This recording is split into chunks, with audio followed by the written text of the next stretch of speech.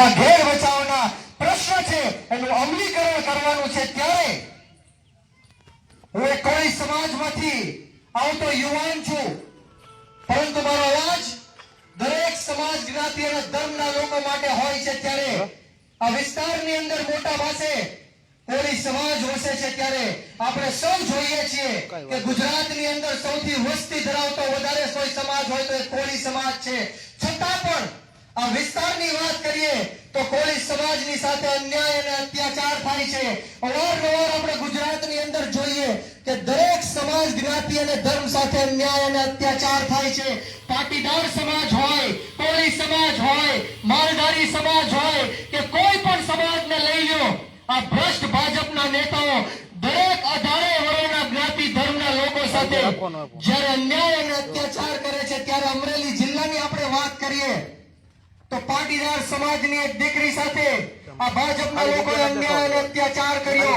રાજકોટ જિલ્લાની વાત કરીએ તો કોળી સમાજને એક આગેવાન સાથે અન્યાય અને અત્યાચાર કર્યો ત્યારે આપણે સૌએ આપણી આત્મા જગાડવાની જરૂર છે, આપણે સૌએ બહાર આવવાની જરૂર છે, આ ભ્રષ્ટ ભાજપના નેતાઓને બતાવી દેવાની જરૂર છે અને જડબાતોડ જવાબ આપવાની જરૂર છે કે જે અન્યાય અને અત્યાચાર અત્યાર સુધી આપ સૌએ અમારી ઉપર ભોગવ્યો છે, અમારી ઉપર ગુજાર્યો છે, પરંતુ હવે અમારી વચ્ચે પ્રવીણભાઈ રામ જેવો એક નવયુવાન આવી ગયો છે જે ઘેડના પ્રશ્નને લઈને અમારી વચ્ચે આવશે અને સાથોસાથ આ ઘેડના પ્રશ્નને લઈને હજારો લાખોની સંખ્યામાં આ વડીલો અને યુવાનો પ્રવીણભાઈ રામ સાથે છે ત્યારે એટલી જ વિનંતી કરવા માટે આવ્યો છું કે આ કોઈ રાજકીય મુદ્દો નથી, ચૂંટણીઓ પણ નથી આવતી, છતાં પણ પ્રવીણભાઈ રામે આ ઘેર બચાવો પદયાત્રાનું આયોજન કર્યું છે।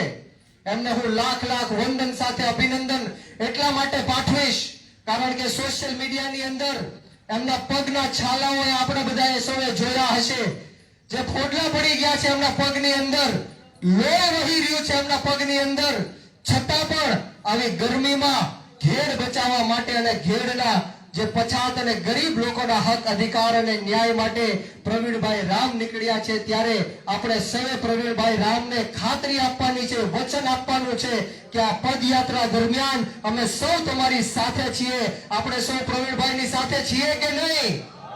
તો હું અહીંથી નારો આપીશ कि प्रवीण भाई तुम आगे बढ़ो, आप सबे कहवानुं छे कि हम तुम्हारे साथ हैं। तैयार छो? बोलो प्रवीण भाई तुम आगे बढ़ो। મિત્રો અવાજ નથી આવતો પાછળથી પણ બંને હાથ ઉપર કરીને આ યુવાનોને કહેવા માંગીશ કે પ્રવીણભાઈ આપણા હકની લડાઈ લડવા જઈ રહ્યા છે, આપણા બાળકોની ભવિષ્ય માટેની લડાઈ લડી રહ્યા છે। ગરીબ ખેડૂતો હોય, બેરોજગાર યુવાનો હોય કે મહિલાઓની લડાઈ લડવા માટે અહીંયા આવ્યા છે ત્યારે બંને હાથ ઉપર કરો બધા અને તાકાતથી બોલવાનું છે, બોલો પ્રવીણભાઈ तुम आगे बढ़ो, प्रवीणभाई तुम आगे बढ़ो। खूब खूब आभार। विशेष बातों नहीं करवी, अमोने ज्यादा बोलावीने मान सम्मान आप्યું, બે શબ્દ બોલવાની તક આપી તે બદલ તમામ આયોજક મિત્રોનો આ તકે હું ખૂબ ખૂબ આભાર વ્યક્ત કરું છું અને આવો ને આવો સાથ સહકાર અને પ્રેમ આશીર્વાદ પ્રવીણભાઈને મળતા રહે એવી માતાજીના ચરણોમાં પ્રાર્થના સાથે આપ સૌને જય હિન્દ।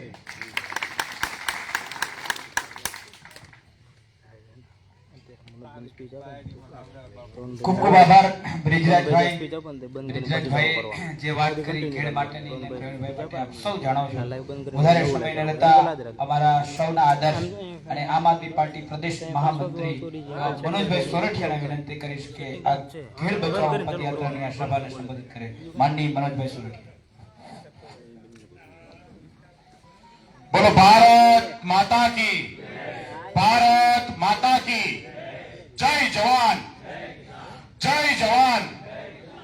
આજે બગસરા ઘેડ ગામે ઉપસ્થિત ગામના અને આસપાસના ગામના તમામ વડીલો, યુવાનો, ખેડૂતો અને આમ આદમી પાર્ટી સાથે જોડાયેલા અને ભાઈ પ્રવીણભાઈ સાથે આ પદયાત્રામાં જોડાયેલા તમામ ક્રાંતિકારી કાર્યકર્તાઓ, આમ તો આપ સૌ જાણો છો કે આ યાત્રા શેના માટે નીકળી છે, આ પદયાત્રા કરવાની જરૂર કેમ પડી।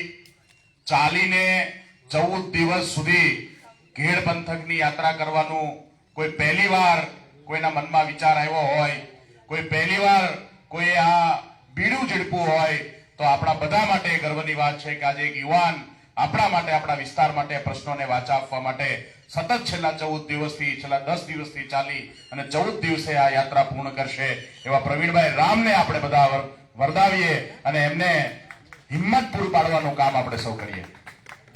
આમ તો ખેડને વારંવાર છાપાઓમાં અને મીડિયામાં ગુજરાત અને દેશ વિદેશની અંદર સૌએ આ પંથકને વારંવાર જોયો છે.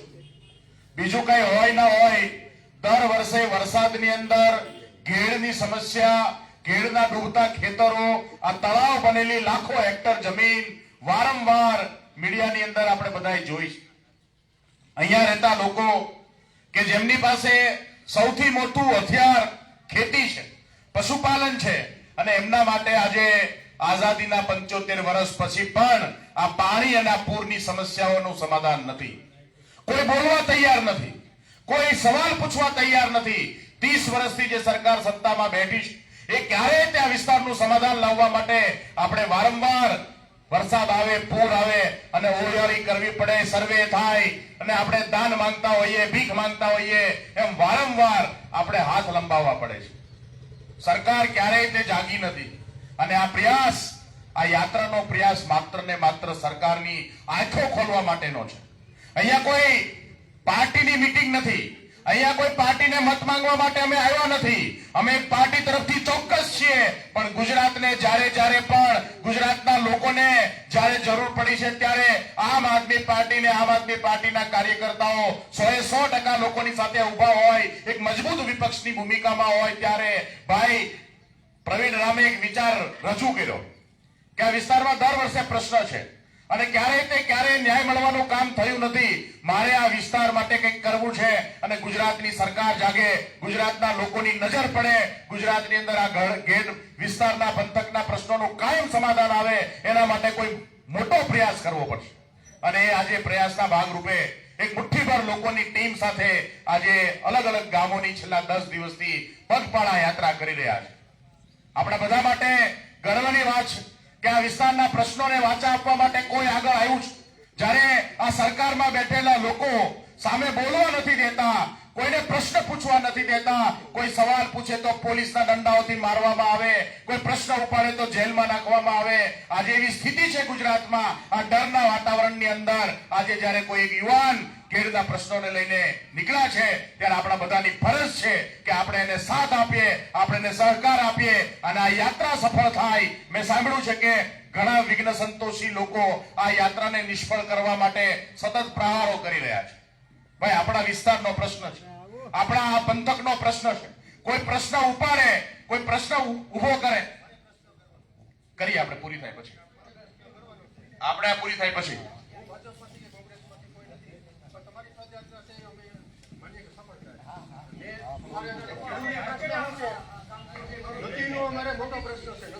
એના માટે નીકળ્યા છીએ. હમણાં થોડી વાર પછી આપણે તમને અલગથી સાંભળીએ.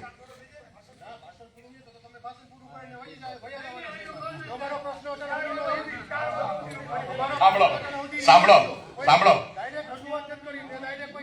તમારા પ્રશ્ન માટે. હા,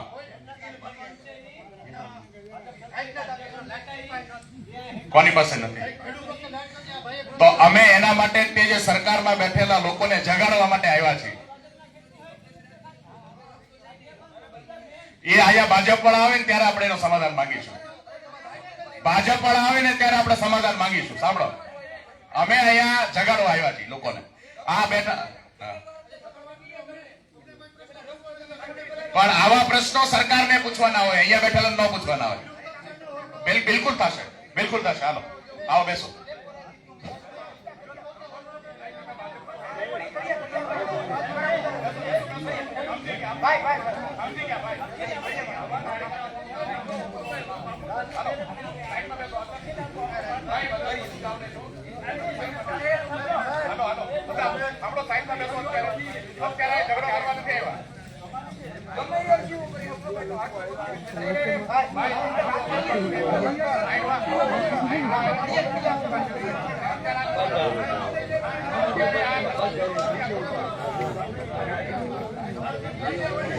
આપણે આજે જે સ્થિતિ છે આ સ્થિતિ છે, તમે જોઈ બધાએ આ સ્થિતિ છે, આ સ્થિતિ છે. આપણે આ સ્થિતિમાં જીવીએ છીએ.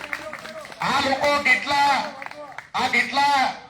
કેટલા પીડાય છે, કેટલી પીડા છે. આજે જ્યારે સરકારની સામે સવાલ થાય ત્યારે કેટલી પીડા છે એ આપણને આ જોવા મળે છે. કેટલા આંધળા બનાવ્યા સરકારે. 30 વર્ષથી સત્તામાં છે. ભાઈએ એવું કીધું કે અમારું લાઇટ બિલ ભર્યું છે ને હજી મારી પર દંડ આવે છે. એ કોણ કરે છે? એ કરવા વાળો કોણ છે? એ ભાજપની સરકાર છે. તો એ જ વાત કરીએ છે ને, એ તો પીડા લઈ આવ્યા છીએ અમે. ભાઈ સાઈડમાં આવો ને થોડી, મને તો સાંભળવા દો. મારો અધિકાર છે કે નહીં? ભાઈ ગામના લોકો અહીંયા ઉભા બેઠા છે. મને એવું કહો કે મારો અધિકાર છે મારી વાત મૂકવાનો? કામ નથી કરવા એટલે સવાલ પૂછવા ક્યાં જવું જોઈએ? સવાલ ક્યાં પૂછવાનો? પ્રશ્ન કોને પૂછવાનો? અમે સત્તામાં બેઠા છીએ. અમે અત્યારે એટલા માટે આવ્યા કે હવે આગળના પ્રશ્નો સમાધાન થાય. બરાબર? આ ખોટી ગામના તમામ આગેવાનો અહીંયા બેઠા છે, ગામના લોકો અહીંયા છે.